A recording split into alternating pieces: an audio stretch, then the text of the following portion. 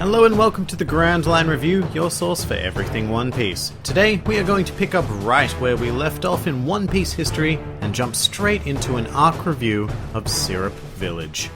And when I say straight into, well, I actually lied. We have some business to sort out first, and that is the random chapter with Gaimon.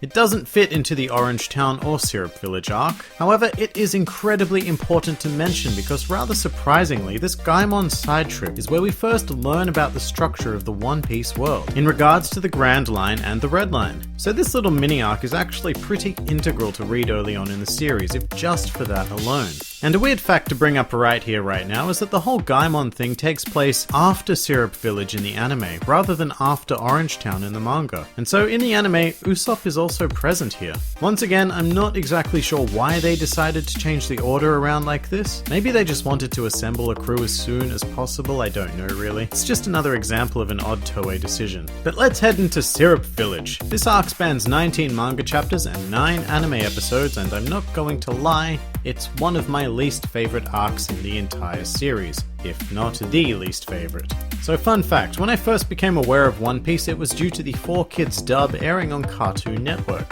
However, the episode I caught was during the Syrup Village arc, and I pretty much changed the channel as soon as Usopp appeared. I did not take to Usopp very well at all, so an arc centering around him is definitely something that holds very little appeal to me. And this is especially true in the manga because Usopp's original design was utter trash. And over time he gradually turned into what we all know and love today, but originally he was an eyesore. In addition to that, his personality was cowardly and unlikable, although I will say that after learning about his childhood and how he would lie for the sake of his mother, it did draw me into his character a bit more. But that's all way at the end of this arc. As for the arc itself, I think everything happens very slowly, even in the manga, but especially in the anime, and it is quite difficult to get through at times. In fact, whenever I introduce someone to the series, I usually warn them that this point in the manga or the anime is as bad as it's going to get, and once you get through it, it's a straight line to glory. But this arc doesn't just suffer because of Usopp. There is also the presence of the primary antagonist, Captain Kuro. This genius tactician, hailed as the second smartest man in East Blue, concocts a plan to become a butler for 3 years in order to eventually secure the fortunes of a wealthy girl named Kaya.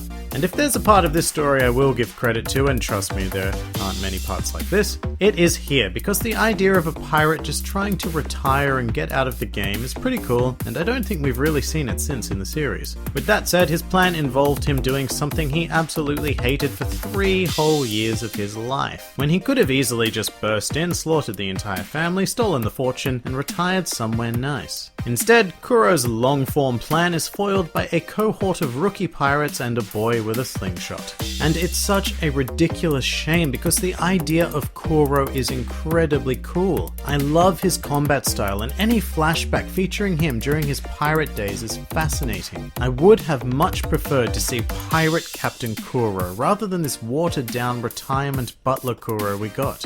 His crew, while designed uniquely, were a bit off for my taste, and I speak specifically of the Meow Band brothers, or whatever they were called. These guys just don't hit me at all, and in the anime I remember it taking far too long for Zoro to defeat these jokes. On the other hand, we have Django the Hypnotist, who was pretty cool actually. He had a nice healthy dose of comedy about him and a pretty threatening power, but to me he was criminally underutilized, and defeated in a pretty lame manner by Usopp.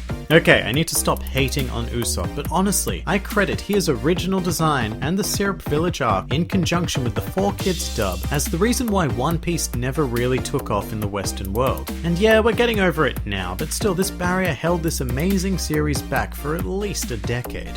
What I will say for Usopp is that he did have a nice relationship with Kaya, and I do love how he made it his mission to cheer her up every day by doing what he does best, lying. And just as Buggy did in Orange Town, Usopp was at least able to expand the One Piece world by way of his father Yasopp, who was a member of Shanks' crew and someone Luffy met as a child. So that was a nice way of instantly bonding Luffy and Usopp, because otherwise I legitimately had a lot of difficulty understanding why Luffy asked him to join the crew. I mean, then again, Luffy had also asked Gaimon to join the crew a few chapters prior, so he was probably less picky and pretty desperate for members at this stage. In my opinion, the best thing to come out of the Syrup Village arc was the addition of the Going Merry. Of course, knowing Merry's eventual fate, reading this moment again comes off as quite bittersweet, but I'm certainly thrilled anytime I get to see Merry again.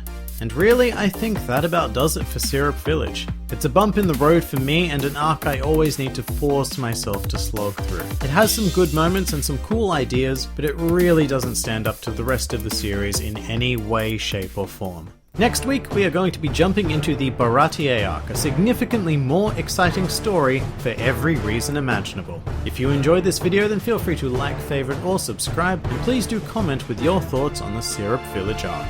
This has been the Grand Line Review, and I'll see you next time.